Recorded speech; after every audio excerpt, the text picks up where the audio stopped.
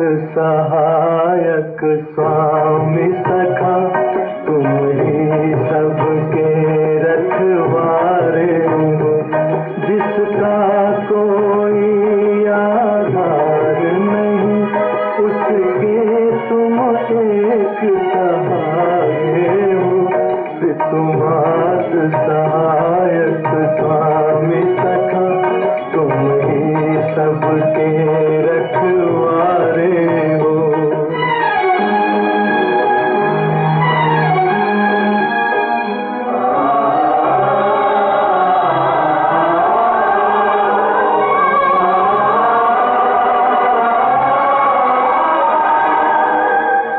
तेरी लीला अपरंपार प्रभु, तेरी महिमा सबसे न्यारी है।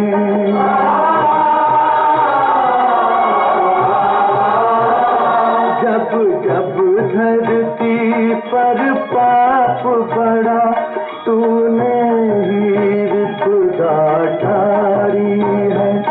इस जीवन के अंधियारे में बस एक तुम ही उजियारे हो।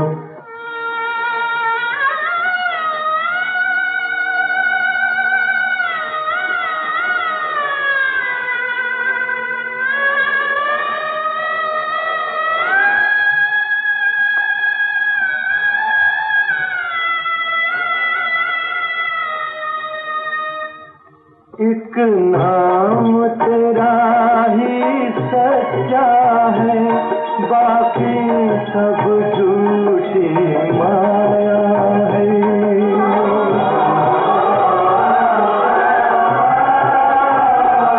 जो अपना सब कुछ छोड़ चला, उसने ही तुमको पाया है। जिस मन में तुम्हारी भक्ति जगी, उसके तुम ही तो सहारे हो। तुम्हारा सहायक स्वामी सखा, तुम ही सबके रखवारे हो। जिसका कोई आधार नहीं, उसके तुम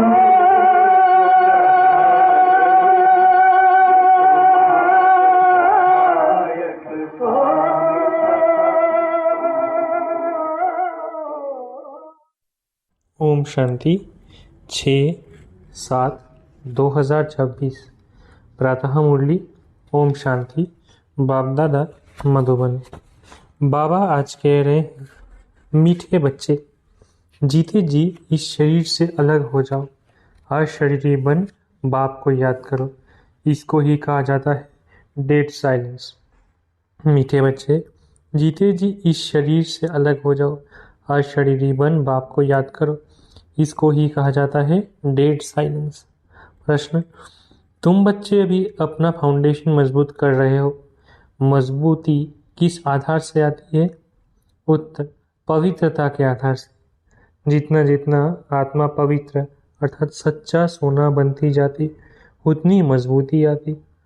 बाबा अभी स्वराज्य का फाउंडेशन इतना मजबूत डालते हैं, जो आधा कल्प उस फाउंडेशन को कोई हिला नहीं सकता।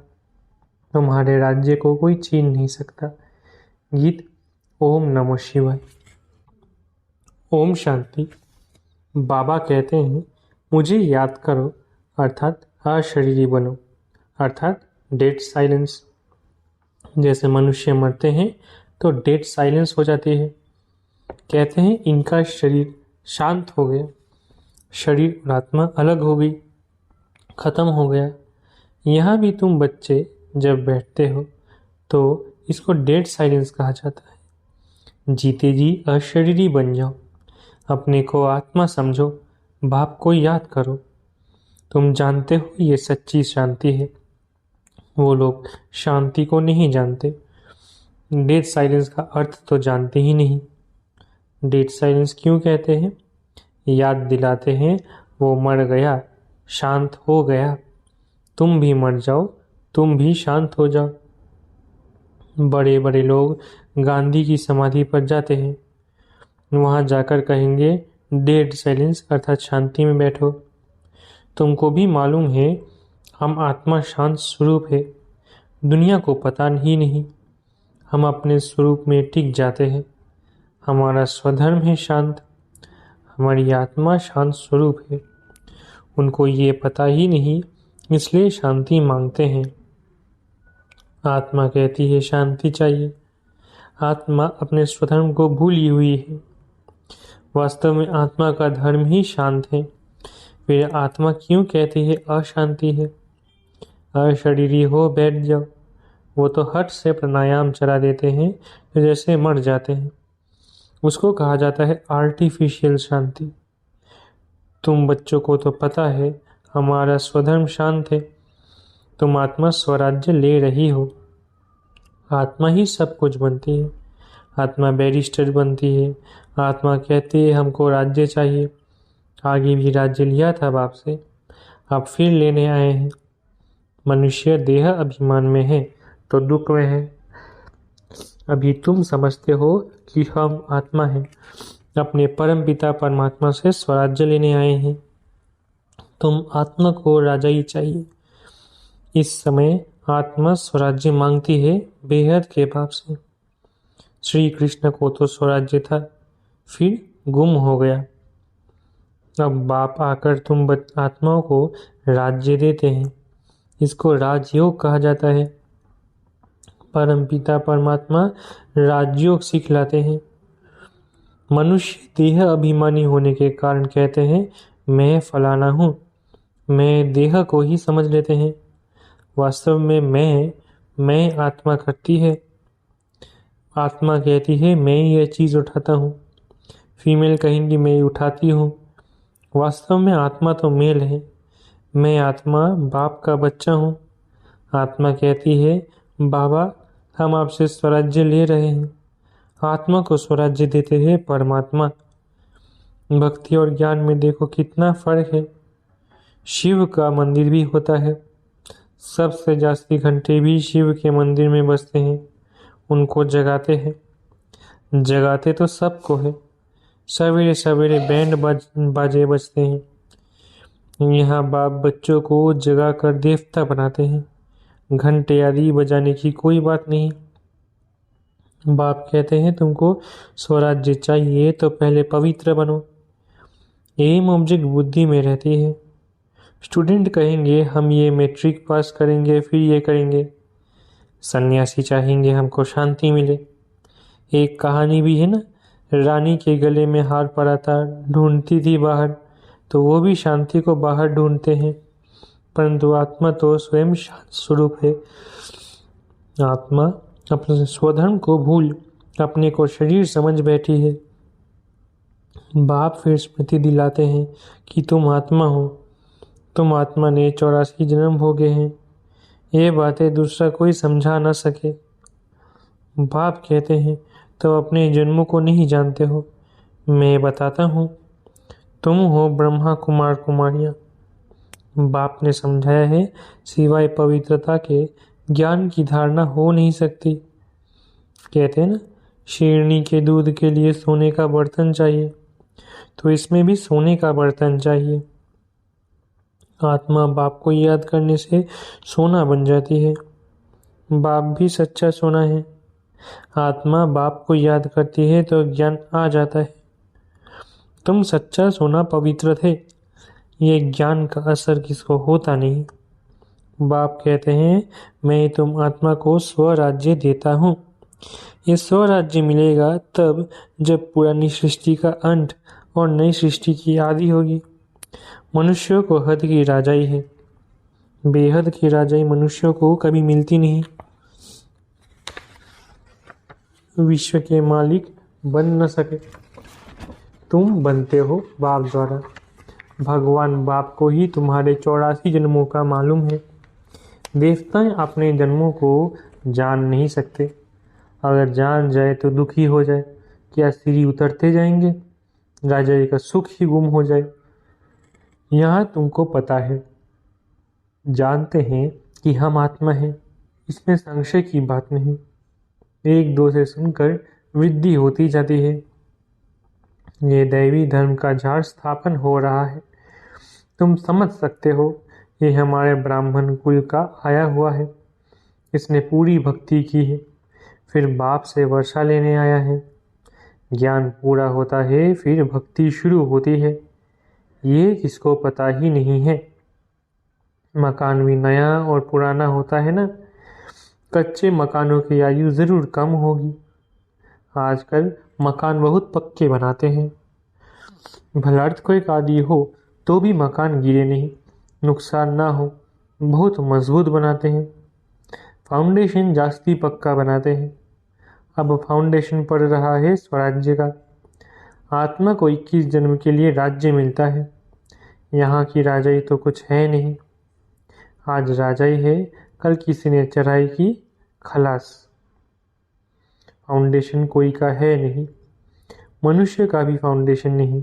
आज है, कल मर जाए। अभी तुम्हारा फाउंडेशन बाबा पक्का डाल देते हैं।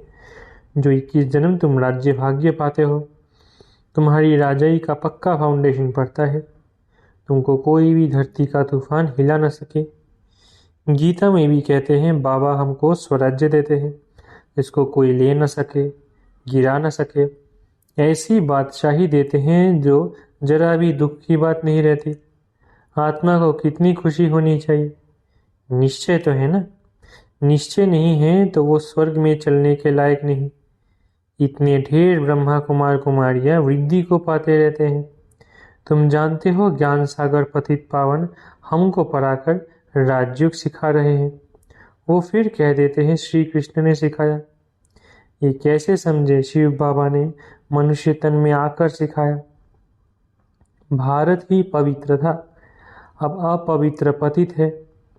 देवताओं के आगे जाकर उन्हों की महिमा गाते हैं। शिव के आगे कभी ऐसा नहीं गाएंगे। तुम सर्वगुण संपन्न 16 कला संपूर्ण हो।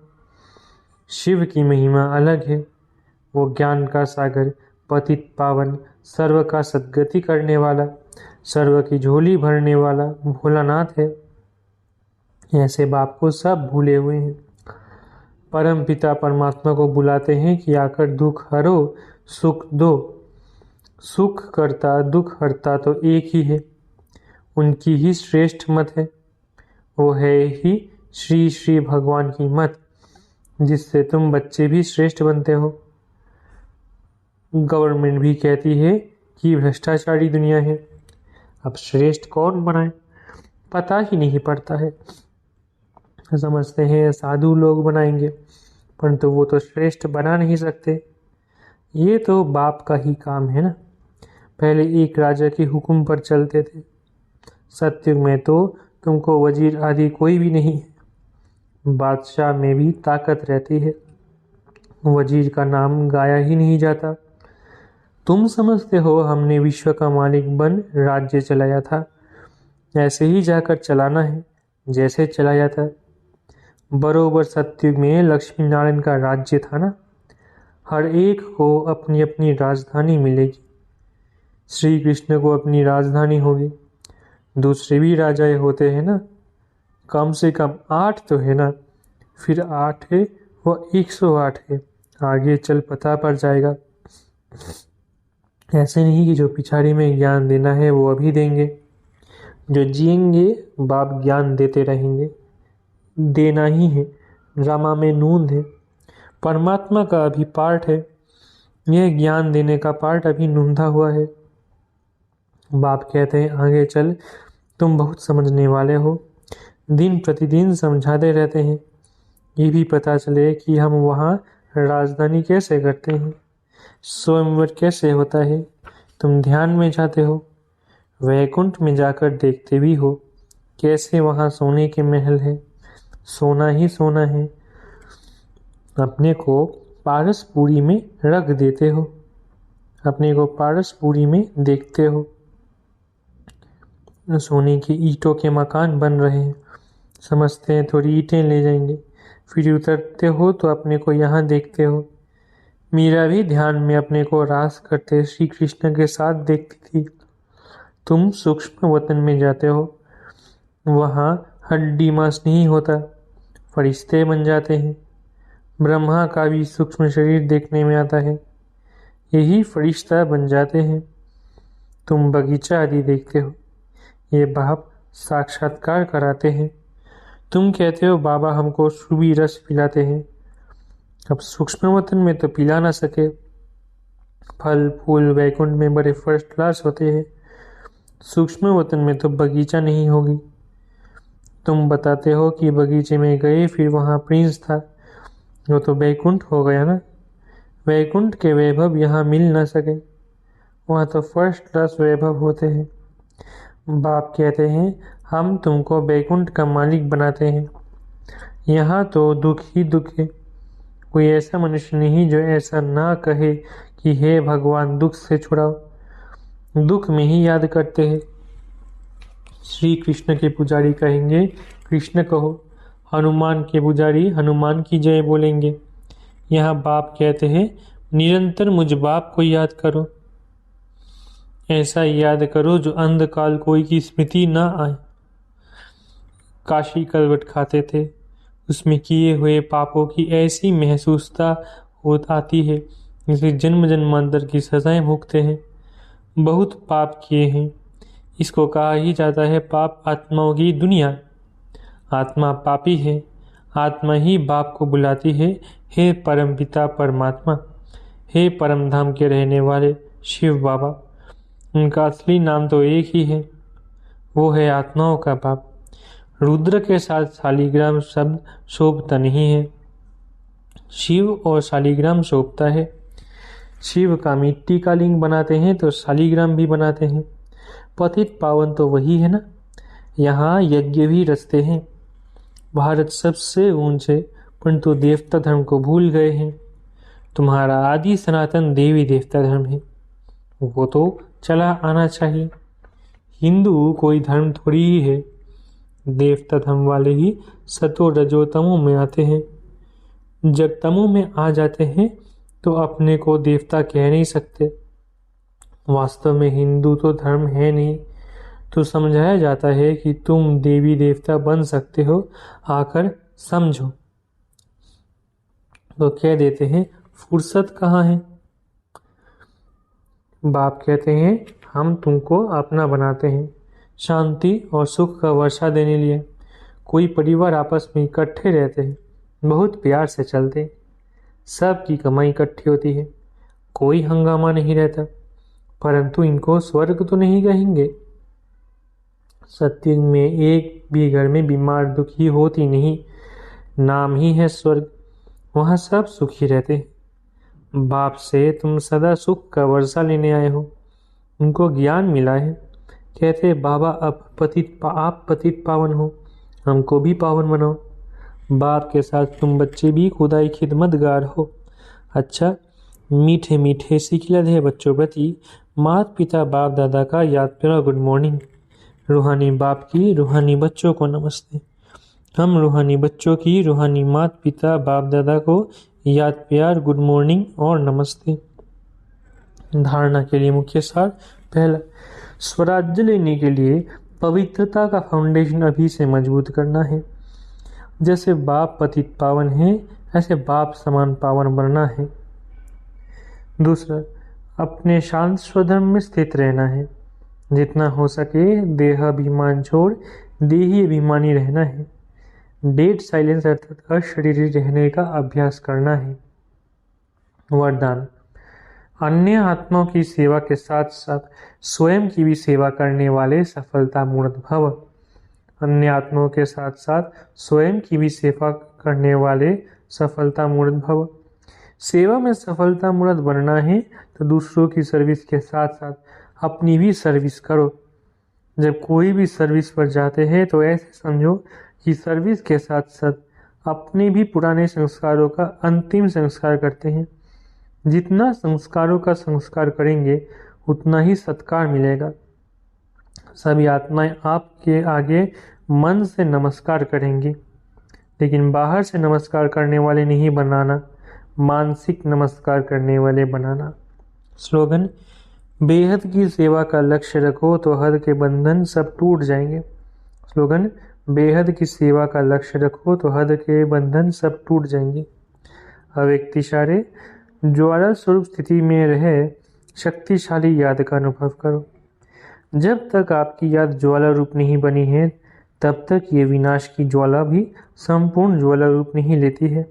ये भड़कती है, फिर शीतल हो जाती है, क्योंकि ज्वाला मूर्त और प्रेरक आधार मूर्त आत्माएं भी स्वयं ही सदा ज्वाला रूप नहीं बनी है। अब ज्वाला रूप बनने का दृढ़ संकल्प लो और संगठित रूप में मन बुद्धि की एकाग्रता द्वारा पावरफुल योग के वाइब्रेशन चारों ओर फैलाओ। अच्छा, ओम शांति। शुक्रिया बाबा।